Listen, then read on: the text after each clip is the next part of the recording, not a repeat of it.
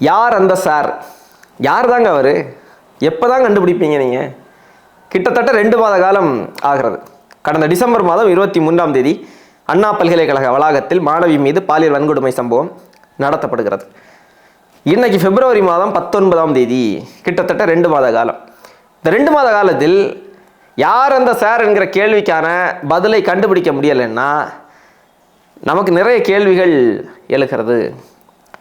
ஞானசேகரனுடைய அலைபேசியை கைப்பற்றி அந்த அலைபேசியை ஆய்வுக்கு உட்படுத்தினாலே மிக எளிதாக தெரிந்துவிட போகிறது யார் அந்த சார், அப்படி ஒரு சார் இருக்கிறாரா இல்லையா, அப்படி இருந்தார் என்றால் யார் அவர் என்று. இப்போ ஞானசேகரனுடைய அலைபேசி கிடைக்கலையா என்று கேட்டால் அது கிடைத்து விட்டது. அந்த அலைபேசியும் முழுமையாக ஆய்வு செய்யப்பட்டு விட்டது. ஞானசேகரனிடமும் சிறப்பு புலனாய்வு குழு விசாரணையை நடத்தி முடித்து விட்டார்கள். அதில் என்ன தகவல் வெளியே வருது? ஞானசேகரனுடைய அலைபேசியை ஆய்வு செய்ததில் ஞானசேகரன் 6 காவலர்களுடன் தொடர்பில் இருந்ததாக தகவல் எல்லாம் வெளியானது. நம்ம என்ன கேள்வி எழுப்புகிறோம்? ஞானசேகரனுடைய அலைபேசியை நீங்கள் ஆய்வு செய்த போது 6 காவலர்கள் தொடர்பில் இருந்ததாக தகவல் சொல்கிறீர்கள் இல்லையா? யார் அந்த சாருங்கிற கேள்விக்கான பதில் அந்த அலைபேசியில் இருந்ததா இல்லையா? ஞானசேகரன் அந்த சார் என்கிற அந்த நபர் ஒருவரோடு பேசினாரா இல்லையா? சார் ஒருவர் இருக்கிறாரா இல்லையா? இருந்தார் என்றால் யார்? இல்லை என்றால் அந்த மாணவி கொடுத்த புகார் தவறானதா? சிறப்பு புலனாய்வு குழுவிடமே மாணவி ஞானசேகர் அந்த சாரிடம் பேசியதை உறுதிப்படுத்தியதாக தகவல்கள் எல்லாம் வெளியானது இல்லையா? அது தவறா? அது பொய்யா? இப்படி நிறைய கேள்விகள் எழுகிறது. நீங்கள் ஞானசேகரன் காவலர்களோடு 6 காவலர்களோடு இருந்தார், தொடர்பில் இருந்தார் என்கிற தகவல்களை எல்லாம் கொண்டு வந்தீங்க, கண்டுபிடித்தீர்கள். சரி, நம்ம என்ன கேள்வி எழுப்புறோம்னா, காவலர்களுக்கு ஒரு நியாயம், அந்த சாருக்கு ஒரு நியாயமா?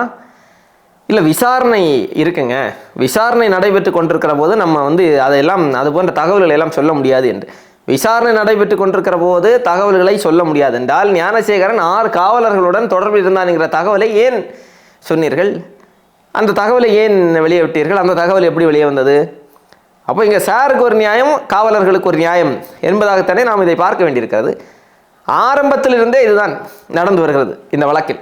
எப்படியாவது இந்த வழக்கை மூடி மறைத்து விட வேண்டும், இதை திசை திருப்ப வேண்டும் என்று சொல்லி பல முயற்சிகளை இவர்கள் செய்து வந்ததன் நோக்கமே, காரணமே, இதன் பின்னால் ஏதோ ஒரு முக்கிய புள்ளி இருப்பதாக சந்தேகங்கள் இருக்கிறது. அந்த முக்கிய புள்ளி இருக்கக்கூடிய பட்சத்தில் அந்த முக்கிய புள்ளியை பாதுகாக்கக்கூடிய முயற்சியாகத்தான் தொடர்ந்து திமுக அரசு ஆரம்பத்திலிருந்தே இந்த வழக்கை மூடி மறைக்கக்கூடிய வேலைகளில் ஈடுபடுகிறது என்கிற குற்றச்சாட்டு வலுவாக இருந்து வந்தது இல்லையா? அந்த குற்றச்சாட்டெல்லாம் சரிதானோ என்று கேள்விகள் எழக்கூடிய அளவுக்கு தான் இந்த வழக்கினுடைய பாதை என்பது இருந்து வருகிறது. சாதாரண ஒரு விஷயம்ங்க. இன்னைக்கு இருக்கக்கூடிய நவீன தொழில்நுட்பத்தை பயன்படுத்தி அவ்வளவு கடினமாக இதை கண்டுபிடிப்பதற்கு? தொழில்நுட்பத்தை கூட கண்டுபிடிக்க வேண்டாம், அந்த அலைபேசியை பார்த்தாலே போதுமே, கால் ஹிஸ்டரியை பார்த்தாலே போதும். ஞானசேகரனுக்கு குரல் மாதிரி பரிசோதனை எல்லாம் நடத்தப்பட்டதாக தகவல்கள் வந்தது. அதில் என்ன நடந்தது? ஒன்றுமே தெரியல. அதாவது இந்த வழக்கில் முக்கியமான தகவல்கள் எதுவுமே வெளியே வரல.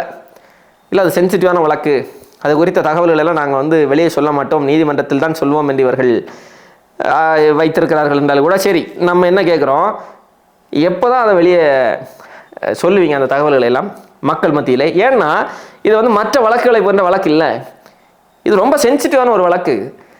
அண்ணா பல்கலைக்கழகம் என்பது தமிழ்நாட்டில் இருக்கக்கூடிய முதன்மையான கல்லூரிகளில், பல்கலைக்கழகங்களில் ஒன்று, தமிழ்நாட்டில் இருக்கக்கூடிய முதன்மையான கல்விக்கூடங்களில் ஒன்று. அங்கே மாணவர்கள் தமிழ்நாடு முழுக்க இல்லை, இந்தியா முழுமைக்கும் இருந்து பல்வேறு மாநிலங்களிலிருந்து படிக்கிறார்கள். அப்படிப்பட்ட ஒரு கல்விக்கூடத்தில் ஒரு மாணவி மீது பாலியல் வன்கொடுமை நடத்தப்பட்டிருக்கிறது. அதிலே ஒரு சார் ஒருவன் தொடர்பில் இருப்பதாக சந்தேகங்கள் எல்லோருக்கும் இருக்கிறது என்றால் அதை தெளிவுபடுத்த வேண்டிய கடமையும் பொறுப்பும் இருக்கிறதா இல்லையா? அதை செய்யணும் இல்லையா? இப்போ சிறப்பு புலனாய்வு குழுவை நீதிமன்றம் அமைத்தது, அவங்க விசாரணை நடத்தி வருகிறார்கள். எத்தனை மாதத்திற்குள், எவ்வளவு கால அவகாசத்திற்குள் இந்த விசாரணை முடிக்க வேண்டும் என்று ஏதாவது கால வரையறை நீதிமன்றம் கொடுத்துருக்கான்னு நமக்கு தெரியலை. ஏன்னா 2 மாத காலம் இப்போதே கடந்து போய்விட்டது. இது பல வழக்குகளை நம்ம பார்த்துருக்கிறோம். பல ஆண்டு காலம் ஆகும். 2 ஆண்டு, 3 ஆண்டு, 4 ஆண்டு, 5 ஆண்டு, 10 ஆண்டுகள் என்று சொல்லி ஒரு வழக்கை முடித்து அந்த தீர்ப்பு வழங்கப்படுகிற நேரத்தில் குற்றவாளி இருக்க மாட்டான், வயசாகி செத்துக்குவான்.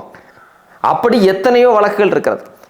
அப்போ இந்த வழக்கும் அப்படியே காலம் தாழ்த்தி சென்று சென்று சென்று அது வந்து அப்படியே நீர்த்து போய்விடுமோ என்கிற ஒரு பெரிய ஒரு சந்தேகம் கேள்வியும் மக்கள் மத்தியிலே இருக்கிறது. இப்போ இந்த வழக்கில் ஒன்று சிறப்பு புலனாய்வு குழுவினுடைய விசாரணை, இன்னொன்று தேசிய மகளிர் ஆணையம். அவர்களும் என்ன செஞ்சாங்க, நாங்கள் வந்து இதை விடவே மாட்டோம் என்று சொல்லி கடுமையான கண்டனங்களை எல்லாம் எழுப்பி அடுக்கடுக்கான கேள்விகளை எல்லாம் அவங்க வந்து எழுப்பிவிட்டு நாங்கள் எங்களுடைய விசாரணை குழுவை நேரடியாக நாங்கள் தமிழ்நாட்டிற்கு அனுப்புகிறோம், அண்ணா பல்கலைக்கழகத்திற்குள்ளே நாங்கள் அனுப்புகிறோம், எங்களுடைய குழு அங்கே விசாரணை நடத்தி அறிக்கை சமர்ப்பிப்பார்கள், அதன் பிறகு நாங்கள் கடுமையான நடவடிக்கை எடுப்போம் என்று சொல்லி தேசிய மகளிர் ஆணையம் கடுமையான அறிக்கைகள் எல்லாம் வெளியிட்டிருந்தது. எங்கே காணலை தேசிய மகளிர் ஆணையத்தை? அந்த அறிக்கையை சமர்ப்பித்தார்களா? அந்த அறிக்கையில் என்ன தகவல்கள் இருக்கிறது, என்ன முக்கியமான தகவல்கள் சேகரித்தீர்கள் தேசிய மகளிர் ஆணையம்? அதுவும் காணலை, அது குறித்த செய்திகள் இல்லை.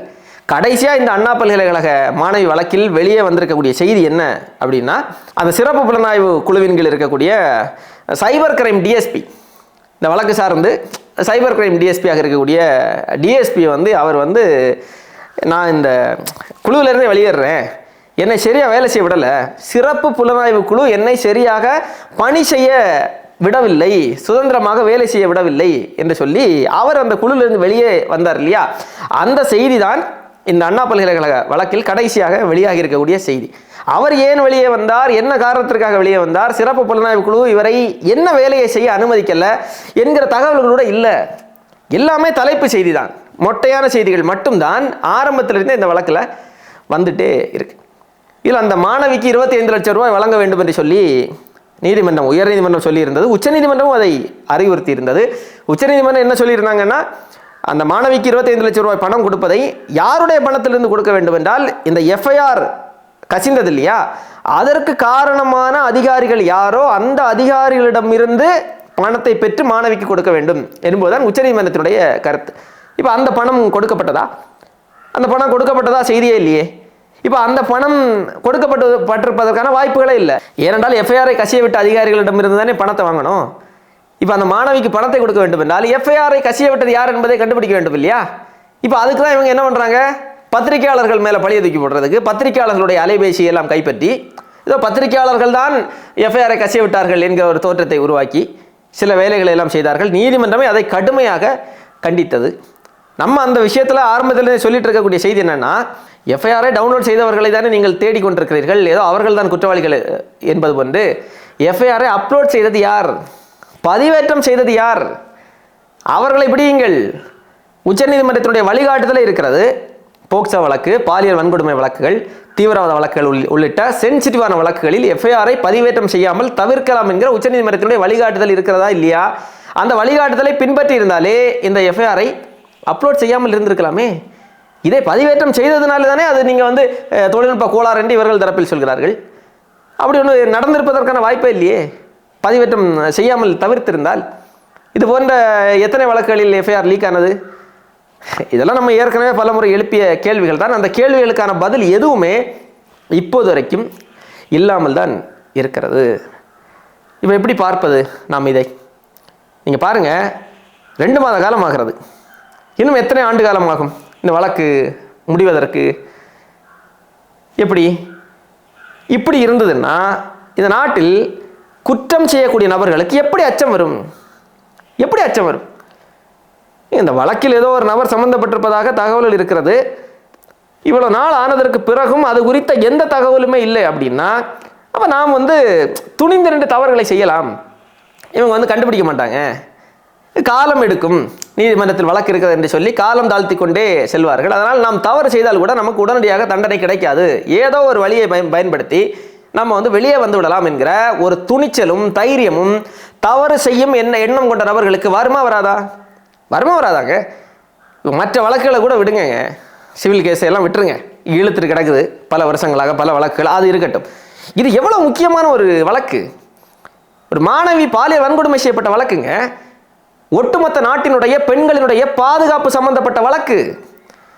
அந்த வழக்கே இவ்வளவு நாள் ஆகியும் ஒரு முக்கியமான ஒரு கேள்விக்கான பதில் கிடைக்கல அப்படின்னா எப்படி நம்ம இதை பார்ப்பது? எப்படி பார்ப்பது? இந்த வழக்கில் இன்னொரு முக்கியமான கேள்விக்கு பதில் கிடைக்காமல் இருக்கிறது. அதுவும் கிடைக்கல. ஞானசேகரனை முதலில் கைது செய்த காவல்துறை உடனடியாக வெளியே விட்டார்கள். ஏன் வெளியே விட்டார்கள்? யாரின் பரிந்துரையின் பேரில் வெளியே விட்டார்கள்? எந்த அடிப்படையில் வெளியே விட்டார்கள் என்கிற கேள்வி இன்னமும் இருந்தே வருகிறது. அதற்கும் பதில் இல்லை. அதே போன்று மதிப்பிற்குரிய அமைச்சர் மா சுப்பிரமணியன் அவர்கள் அவர் ஞானசேகரனோடு நெருக்கமாக இருந்த படங்கள் எல்லாம் அதிக அளவிலே வெளியாகி பெரும் பரபரப்பை ஏற்படுத்தியது. அவர் மீதே ஒரு பெரிய ஒரு விமர்சனம் வைக்கப்பட்டது. அது குறித்து அவர் எந்த கருத்தையுமே சொல்லியதா தெரியலை. சரி, இதெல்லாம் இருக்கட்டு, நீங்கள் பாருங்கள், இந்த வழக்கு ஆரம்பத்திலிருந்தே என்ன நடக்குது அப்படின்னா, இது குறித்த விவாதங்களை கூட ஊடகங்கள் நடத்துறதில்லை. நேற்றைக்கு சீமானின் முதல் மனைவி விஜயலட்சுமியா என்கிற தலைப்பில் நியூஸ் 18 தமிழ்நாடு மதிப்பிற்குரிய அண்ணன் கார்த்திகை செல்வன் அவர்கள் பத்திரிகையாளர் என்கிற பெயரில் திமுகவுக்கு வேலை செய்து கொண்டிருக்கக்கூடிய நபர்களில் இவரும் ஒருவர் தான். திமுகவை எதிர்த்தெல்லாம் அவர் எந்த செய்தியுமே வராது. நீங்கள் பாருங்கள், அது குறித்த விவாதங்கள் எல்லாம் மிக மிக குறைவாகத்தான் இருக்கும். நியூஸ் 18 செய்தி நேற்றைக்கு சீமானின் முதல் மனைவி விஜயலட்சுமியா என்று நேரலை செய்தி. நாட்டுக்கும் நாட்டு மக்களுக்கும் ரொம்ப முக்கியம். இந்த செய்தியை வெளியிடக்கூடிய அண்ணன் கார்த்திகை செல்வன் போன்றவர்கள், இது போன்ற ஊடகங்கள் அண்ணா பல்கலைக்கழக சம்பவம் குறித்து எத்தனை விவாதங்களை நடத்தினீர்கள் நீங்கள்? அந்த சம்பவம் நடந்த நேரத்திலிருந்தே இவர்கள் அது குறித்த விவாதங்கள் நடத்தலை. ஒரு விவாதம் ஏதோ நடத்தினார்கள், ஒன்றோ ரெண்டோ. அதுவும் அந்த சம்பவம் பற்றி எரிகிறது தமிழ்நாடு முழுக்க. இது ஒரு பெரிய ஒரு செய்தியாக முதல் நாளில் இது குறித்த விவாதங்களே இல்லை. இது குறித்த விவாதங்கள் செய்யலைங்க. அதுக்கப்புறமா சமூக வலைதளங்களில் விமர்சனங்கள் அதிக அளவில் வந்ததற்கு பிறகு என்ன செய்கிறாங்க? இது குறித்து ஒரு விவாதம் பேரளவுக்கு நடத்திட்டு போயிடுறாங்க. அது குறித்த செய்திகள் எதுவுமே பெரிய அளவில் வருவதில்லை. அவ்வப்போது ஒரு 2 நிமிஷம் 3 நிமிஷம் ஒரு செய்தி போடலைங்கிற ஒரு பெயர் விடக்கூடாது இல்லையா? அப்படி இதுவே கடந்த ஆட்சியில் பொள்ளாச்சி பாலியல் வன்கொடுமை சம்பவம் நடந்தபோது எத்தனை பத்திரிகையாளர்கள், ஊடகவியலாளர்கள், ஊடகங்கள் முழு நேரமாக அதை எதிர்த்து பேசியது. அதை எடுத்து அவ்வளவு விவாதங்கள் நடந்தது. பல மாதங்கள் அது பேசு பொருளாக இருந்தது. ஆனால் இதுக்கு யாருமே பேச மாட்டார்கள். பேசினால் திமுக அரசுக்கு அவப்பெயர் ஏற்பட்டுவிடும். திமுக அரசுக்கு அவப்பெயர் ஏற்பட்டால் இவர்களுக்கு என்ன? இவர்கள் பத்திரிகையாளர்கள் தானே, ஊடகவியலாளர்கள் தானே. இவர்களுக்கு என்ன பிரச்சனை என்று கேட்டால் அங்கேதான் பிரச்சனையே. இந்த இடத்தில் தான் இவர்களில் பெரும்பாலான நபர்கள் பத்திரிகையாளர் என்கிற போர்வையில் திமுகவுக்காக வேலை செய்து கொண்டிருக்கக்கூடிய நபர்கள் என்கிற செய்திகள் தெளிவாகவே தெரிய வருகிறது. ஆனாலும் அவங்க பேச மாட்டாங்க. தெரிந்தாலும் பரவாயில்லை, நான் திமுகவின் சொம்பு இல்லை, நான் திமுகவின் அண்டா என்று அவர்களே கொஞ்சம் கூட மானம், ரோசம், சூடு, சொரணை எதுவுமே இல்லாமல் ஊடக அறத்தை கொண்டு புதைத்து வேலை செய்வார்கள். செய்துட்டு போட்டோம். இன்னொரு முறை நீங்கள் பாருங்கள், இந்த வழக்கில் ஆரம்பத்திலிருந்தே திசை திருப்பக்கூடிய வேலை. ஆனால் சீமான் அவர்கள் பெரியார் குறித்து பேசிவிட்டார் என்று சொல்லி அதை ஒரு பெரிய ஒரு பூதாகரணமாக மாற்றியதற்கு காரணமே இந்த அண்ணா பல்கலைக்கழக மாணவி வழக்கை திசை திருப்பதற்காகத்தான். அழகாக திசை திருப்பிட்டாங்க. கிட்டத்தட்ட ஒரு 2 வார காலம், 2-3 வார காலம் நீங்கள் பாருங்கள், அண்ணா பல்கலைக்கழக மாணவி வழக்கு அது ஒரு ஹாட் டாப்பிக்காக அது விவாத பொருளாக மாறி இருக்க வேண்டிய நேரத்தில் தான் அண்ணன் சீமான் அவர்கள் மீதான விமர்சனங்கள், அவருடைய வீட்டை முற்றுகையிட சென்றது. ஏன் ஞானசேகரனுடைய வீட்டை போய் முற்றுகையிட்டிருக்கணுமா இல்லையா? நீங்கள் அதைத்தானே செய்திருக்க வேண்டும். அதனங்க செய்யணும். ஞானசேகரன் தான் கோவிலுக்கு சொந்தமான நிலத்தில் அந்த நிலத்தை ஆக்கிரமித்து வீடு கட்டி வச்சுருந்தான். அங்கே தானே போய் முற்றுகையிடணும். அதை செய்கிறதில்லை. அந்த வழக்கில் சம்பந்தப்பட்ட நபர்களை பாதுகாப்பதற்காக, அந்த வழக்கை திசை திருப்புவதற்காக அண்ணன் சீமான் அவர்களுக்கு எதிரான பரப்புரைகளை இவர்கள் செய்தார்கள். அவர்கள் நினைத்ததை ஓரளவுக்கு முடித்து விட்டார்கள் என்று சொல்லலாம். இன்னைக்கு பாருங்கள், எத்தனை பேர் பேசுகிறார்கள் அண்ணா பல்கலைக்கழக வழக்கு குறித்து. அது குறித்த கேள்விகளை எத்தனை பேர் எழுப்பி கொண்டிருக்கிறார்கள். நாம் தொடர்ந்து அது குறித்து பேசிக்கொண்டே இருக்கிறோம்.